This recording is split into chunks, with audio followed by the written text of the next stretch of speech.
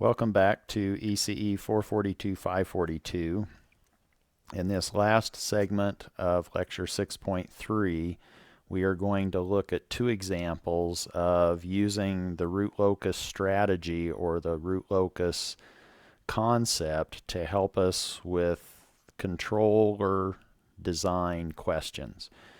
We'll start with a proportional controller and then we'll move on to a PI controller, but in the proportional controller we will look at finding a range of k for stability, and that will again be based on thinking about this using a root locus argument. Then we will, for a given gain, look at the steady state accuracy and ask the question, is that acceptable for our performance or behavior? Are we able to track this reference input signal the way that we would like to track it? And if that's not the case, can we improve that? And we can improve that by introducing an integral component. So that's why we then look at the PI controller. We'll then convert the PI controller into the standard root locus block diagram structure and then examine different locations for the controller 0, and in particular a 0 at the origin, a 0 at -1, and a 0 at 1/2. We have that flexibility or that freedom in our PI controller design to locate the 0 in our 0 factor and then adjust the gain to where we want it to be. So let's now look at this example, first using proportional control. So this is 3a. Our plant is now a 1 over z. That now is a pole at the origin in the z-plane, and we want to control that system with a proportional controller or with just a pure gain k. And in this particular case, if we let k equal to 0, then really we simply have this g in between the input u and the output y. So when k is equal to 0, our dynamic behavior is determined just by z, which is this 1 over z, or a pole at the origin. And that's what we know to be true for our root locus. Is we set k equal to 0, then our pole will be at the open loop pole, which in this case we have our open loop system g is 1 over z, and our pole would be at the origin. If we now change the system dynamics by closing the loop, now we have this feedback from our output to the summing junction, and we compare the reference input with the output, feed that error signal through a constant proportionality gain, that's our controller, to produce the input u that drives our plant g. And we know that's going to be, the closed loop transfer function is kg over 1 plus kg. Our denominator now, which influences the dynamic behavior of our system, is 1 plus k. G is now 1 over z for this particular example. And we can now look at the values of z that cause that to be true. If we now put everything over a common denominator of z,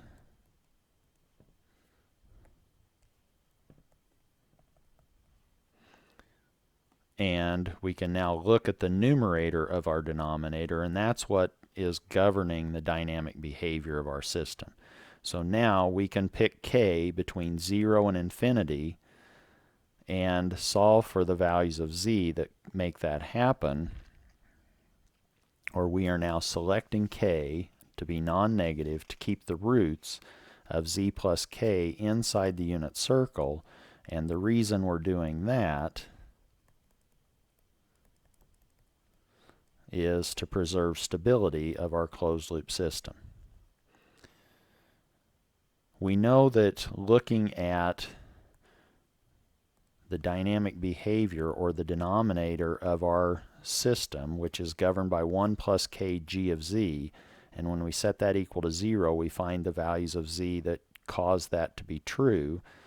We then subtract 1 from both sides, and we have this relationship between kg of z and this complex number 1 at minus 180. That produces two conditions. We have our magnitude condition and we have our phase condition.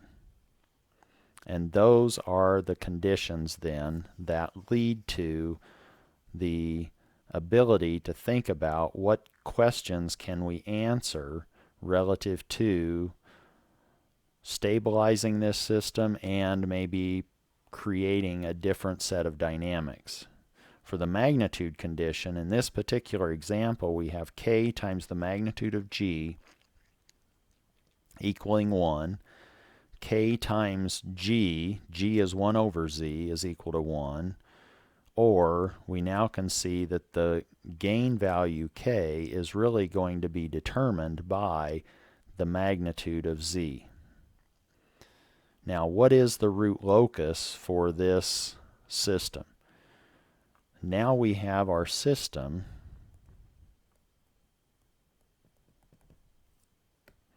our g of z is 1 over z. And what's the root locus? Well, the very first thing that we do is we find the poles. In this case, we have a pole at the origin. We have no finite zeros, so there's no open circles in the finite z-plane. Now we can say, okay, what's the root locus associated with this plant, capital G of z? Rule 1, we just did. We plotted the poles and the zeros. We know the root locus begins on the pole and ends either on finite zeros or infinite zeros. And in this case, we have 1 0 at infinity. So we know, and how many branches of the root locus do we have? We have one pole, so we have one branch of the root locus. And that pole right now splits the real axis into two line segments. Which of those line segments corresponds to the root locus? Rule number 2 now says if we're standing at a point here, any point there, we can see that we have one pole and 0, or an odd number of poles and zeros to our right. So in fact, the root locus is determined by any point on this negative real line. Now, if we have our unit circle, we want to know, and this point right here is minus 1, what's the maximum gain for stability? We are now adjusting the gain k, and remember k was equal to the magnitude of z. So as we adjust the gain k from 0, which is what the gain is when we are at the origin, we can crank up the gain k, and as we crank up the gain k,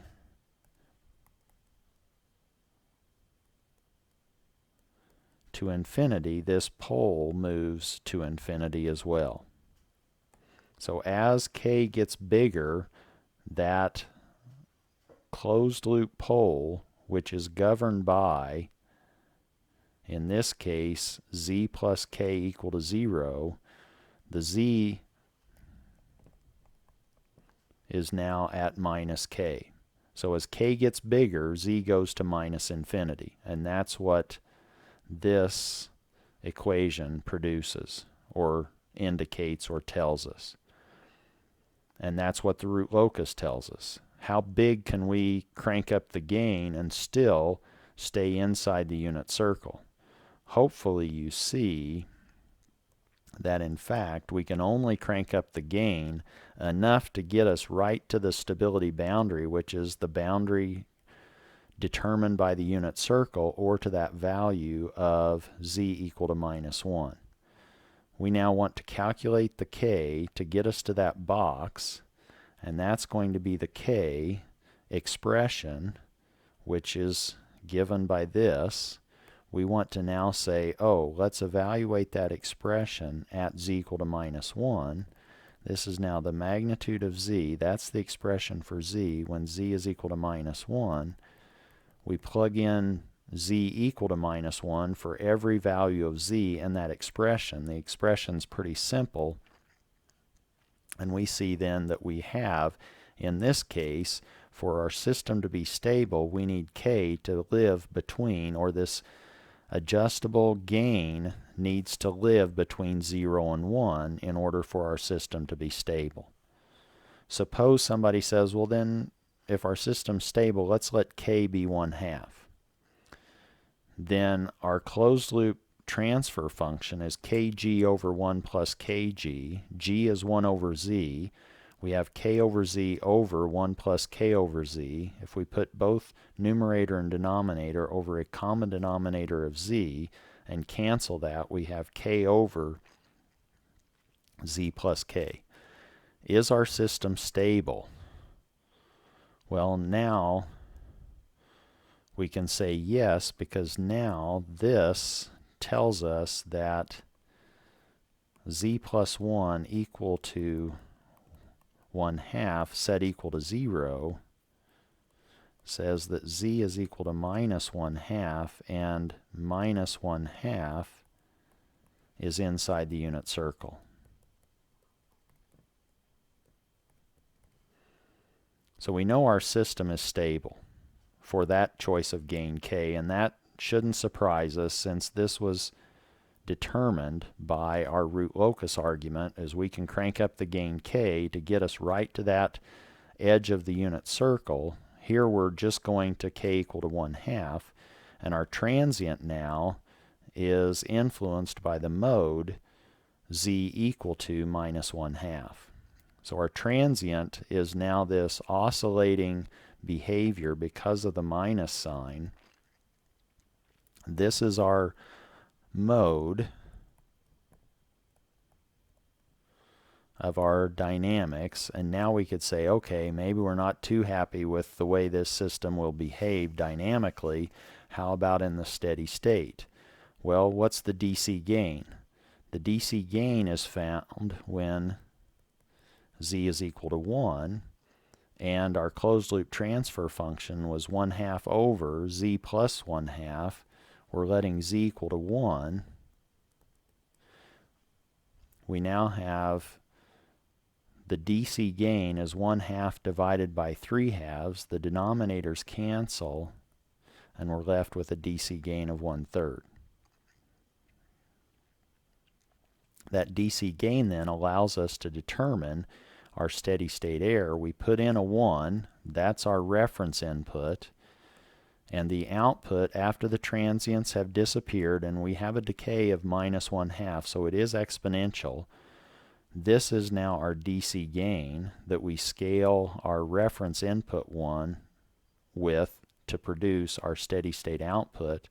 This was 1/3, which scaled by 1 is 1/3. So now our steady state error is 2/3. We maybe commanded the system to go to 1, and where did it go? It went to 1/3. So now, in terms of behavior, we injected or said, here is our reference input. Our system behavior is wherever it started is now going to be this exponential. So it's a negative mode, so it's bouncing back and forth, but it only goes to a value of 1/3. So now we end up with this being 1/3, and our error signal, or the error, is 2/3. And that may not be acceptable. We wanted to go to 1, and we went to 1/3.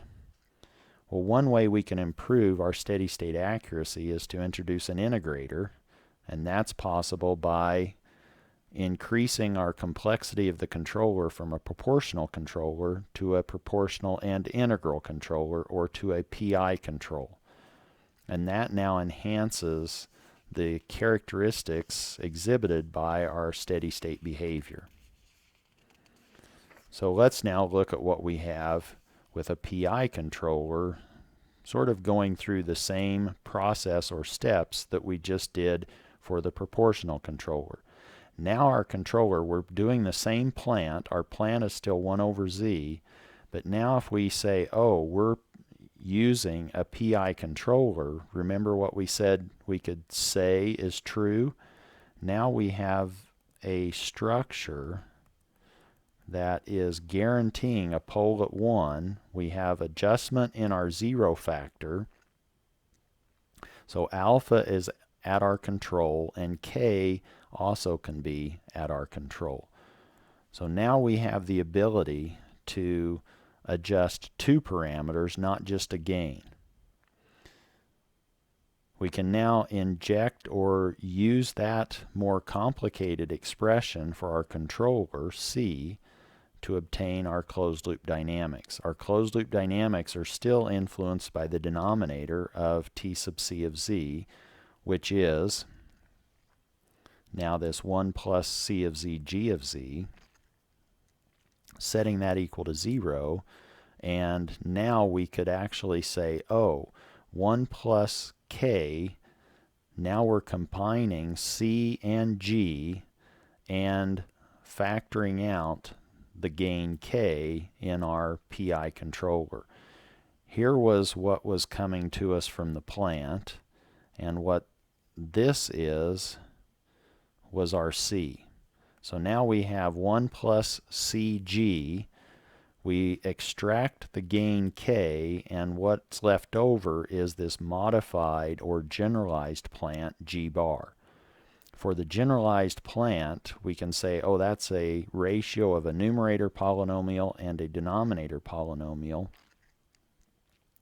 We now know our numerator polynomial is z minus alpha, and our denominator polynomial is z times z minus 1. That's now the n and the d, and we can use that in both conditions, our magnitude condition and our phase condition, to examine the behavior of our closed loop system using these root locus arguments. So the magnitude condition, which is simply saying the magnitude of k g bar of z is equal to 1 for the specific plant and controller. This is a 1 over z plant and a PI controller, says that the magnitude of k times z minus alpha over z minus, or z times z minus 1, that magnitude needs to equal 1.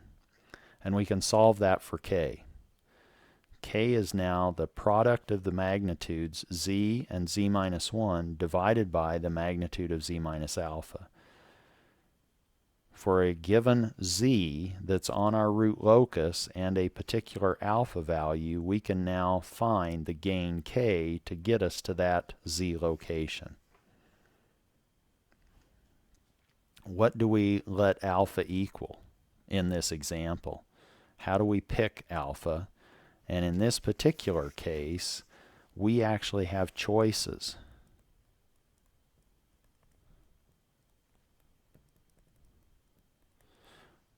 We are not limited to one value of alpha. We could actually pick a lot of different values of alpha and see if one or more of those alphas yields a more acceptable behavior. So let's now look at the root locus of this particular system.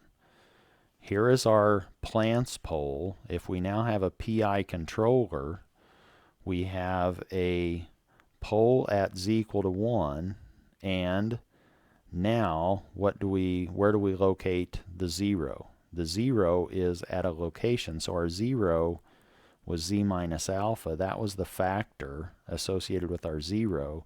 So our 0 is going to be at a location z equal to alpha. Suppose we let alpha equal to 0. Maybe I should do these in different colors. So let me now make the controller, poles and zeros red. So now with alpha equal to 0, we've actually located a pole right on top, a 0 right on top of our original plant pole. Can we cancel poles with a 0? is alpha equal to 0 okay? And in fact, since that cancellation occurred with a pole inside the unit circle, that's acceptable. So this, we can say, yes, that's okay, because we actually have a stable pole zero cancellation. What we can't do with our controller is cancel poles or zeros outside the unit circle. But in this case, we used our 0 in the controller to cancel a stable pole in our original plant. K now is, we had the expression in general, there it is, z times z minus 1 over z minus alpha.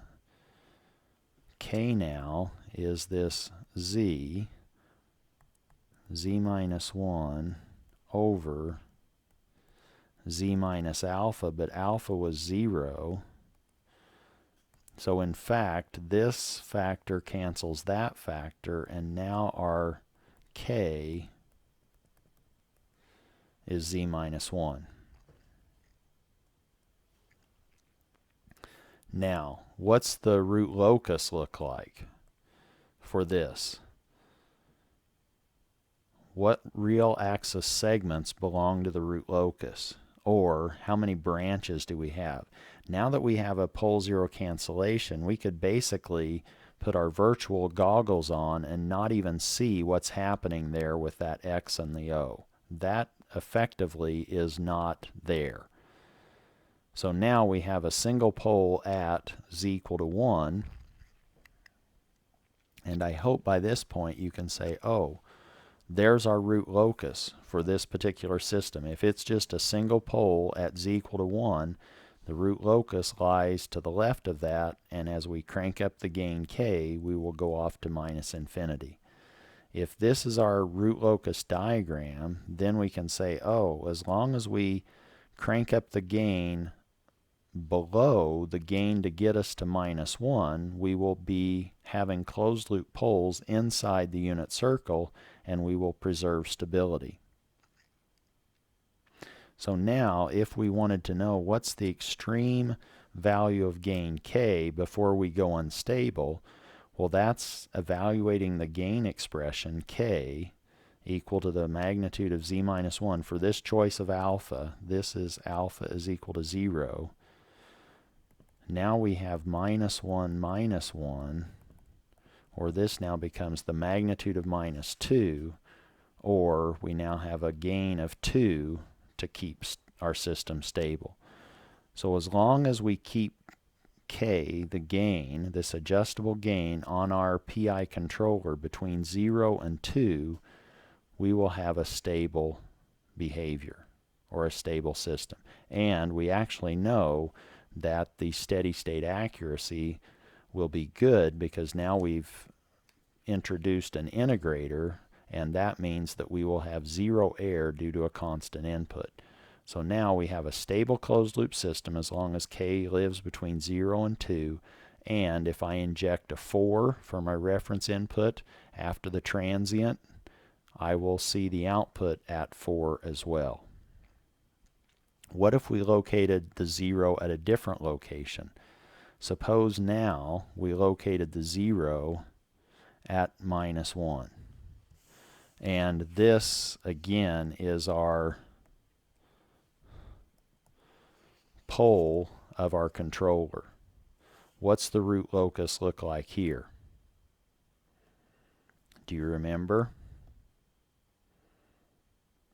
This is our lead-in to a joke, isn't it? This is 2 poles to the right of a 0.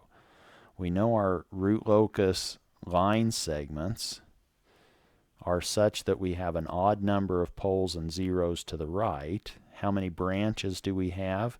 We have 2 root locus branches. This branch is leaving that pole. This branch is leaving that pole.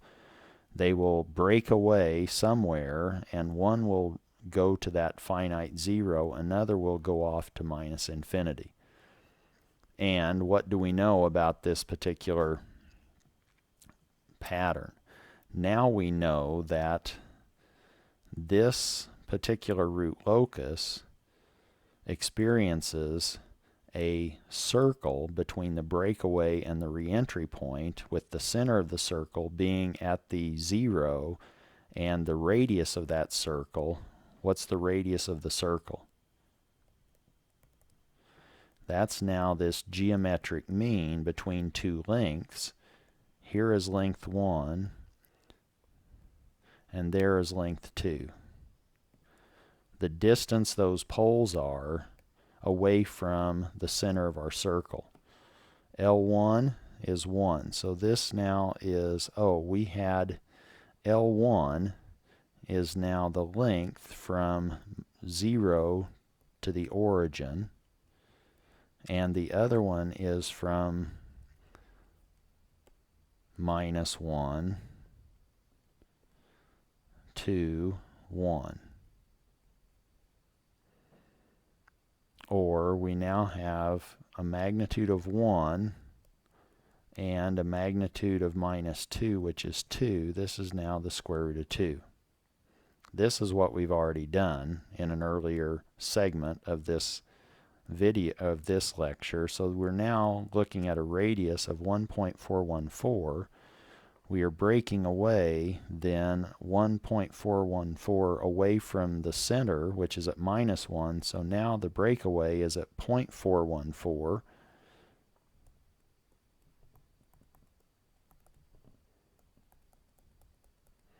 The re-entry is 1.414 away from -1 to the left. So the re-entry is going to be at -2.414. And we now need to connect those breakaway and re-entry. Here is the re-entry.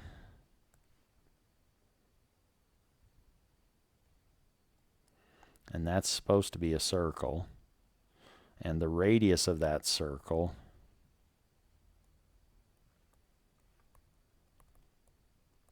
is the square root of 2. And that's the same value as that point.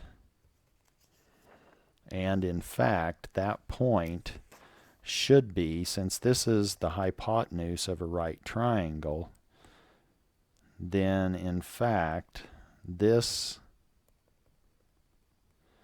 should be crossing, well, this is a poorly designed circle. This should be going right there and then coming around here.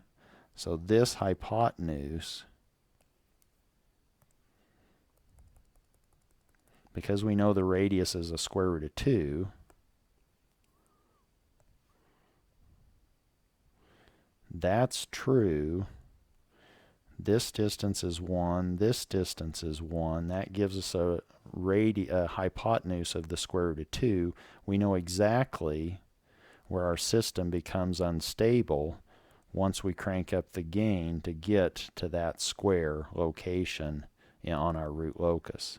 As long as k is between 0 and that square, we'll be okay. And in fact, that particular square in this case is equal to 1. Let's quickly go through one more possibility. Suppose we set our 0 at alpha equal to 1/2.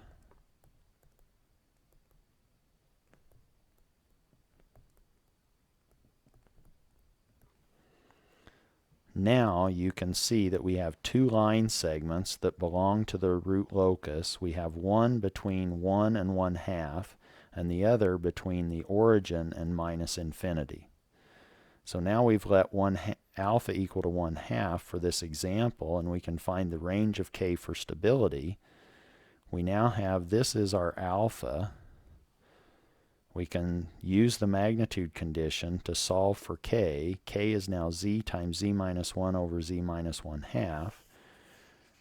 That's stable for k bigger than 0. What's the upper limit on k? Well, we can evaluate k at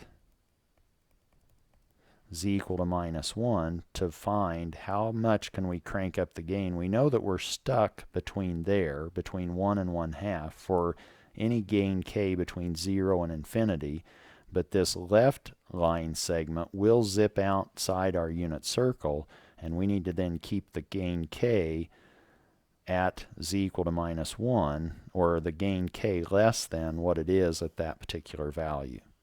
So in this case, we're now saying, oh, we want to evaluate this when z is equal to minus 1. And let's now do that below. So now we do that for z equal to minus 1. We have evaluating that. We end up with k box is now equal to k when z is equal to minus 1. And that's this 2 divided by 3 halves, or 1 1/3, or 4/3. So now we know that our stability is going to be for gains k between 0 and 4/3. And we can also talk about the steady state error. We know that has to be 0 for constant inputs. Let's go ahead and just verify that. So find the steady state error. We know the steady state error will be 0 when a constant is applied, since we had a pole at z equal to 1. So the error is the comparison between the reference and the output. The output is just the closed loop transfer function t sub c times r, and t sub c of z with alpha equal to 1/2 is now going to be k z minus 1/2 over z times z minus 1 plus k times z minus alpha. And what's the error in the limit? As n goes to infinity, from the final value theorem, we can now look at the limit as z goes to 1 of z minus 1 e of z. And let's just let the reference input r, which is right here, let's let that be associated with a constant of amplitude a. So that's what it is in the time domain, and in the frequency domain it's az over z minus 1. We plug that in for r of z into our expression for the final value theorem, and look at what happens. In the numerator, what I've circled in blue cancels each other out, and now we have z times z minus 1. The z minus 1 on the left is canceled by the z minus 1 in the denominator of our constant input. We let z go to 1, and this term in our numerator now vanishes. And so we're left with 0 in the numerator. The numerator is now 0, which is what we expected, which says that no matter what the amplitude A is in our reference input, if that's 4, if it's 27, if it's 38, our output will go to that after the transient and have our steady state error of 0, because we're using a PI controller. So now we would need to make sure that with alpha equal to 1/2, we end up with a gain between 0 and 4/3 to keep stability, but once we've guaranteed stability, our steady state accuracy is guaranteed because of that integral action in our PI controller. So I hope that gives you a little bit of a feel for proportional control, proportional and integral control, and we've analyzed those using these root locus strategies.